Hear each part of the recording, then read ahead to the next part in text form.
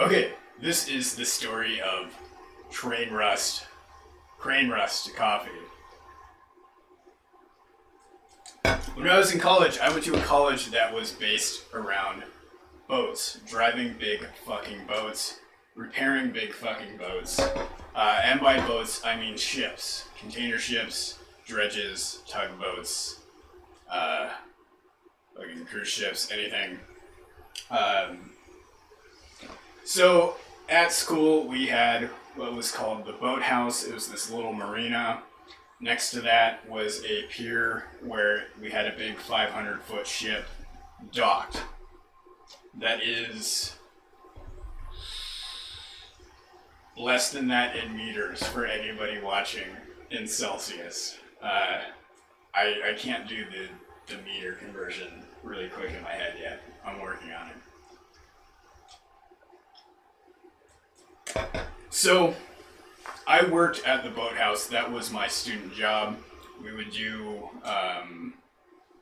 repairs on these smaller boats that people would take out, train on, or row around this little basin to practice rowing lifeboat skills, things like that. Or a lot of people, it was their first introduction to boats. It was my first introduction to boats, in fact. So you had these little 10, 15 foot boats with like a stick that you maneuvered with them with instead of a steering wheel, stuff like that. Learn to use the engines, all that. I had a job working on repairing these boats, maintaining that. That was my student job. And during the summer, we would work there for like 10 hours a day, 4 days a week, doing all this, and we would get there real early to start out. Naturally, coffee was an important issue, especially because working on boats, you just need to feel manly and drink coffee.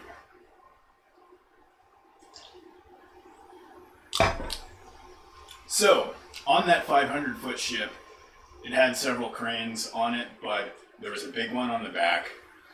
And underneath it, one day, somebody found this bag of coffee that had been there for who knows how many years. And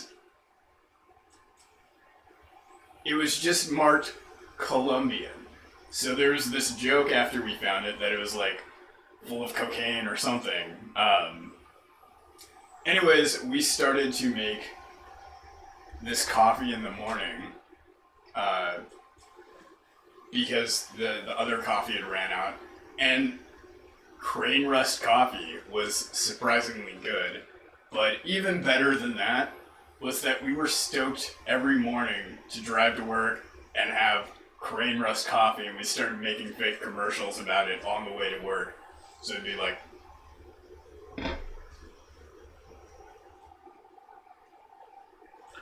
when I start my morning, I always start my morning with Crane Rust. Fuck pussies.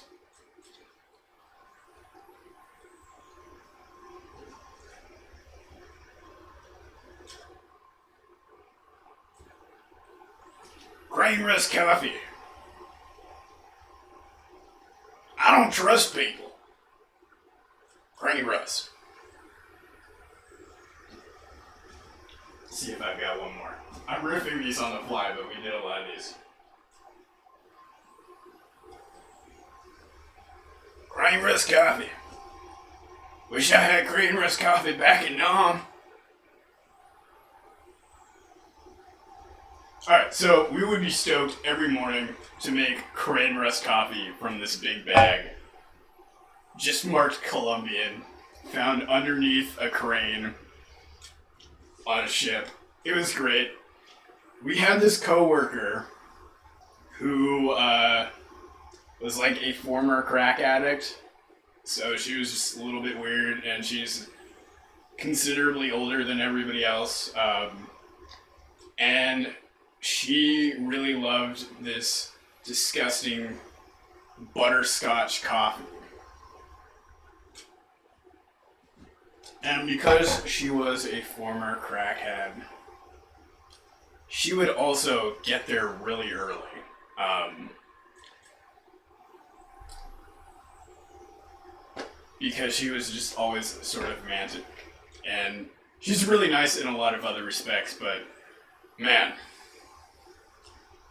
Yeah, there's one day she got there first and started to make butterscotch coffee. I walk in, my nose is assaulted.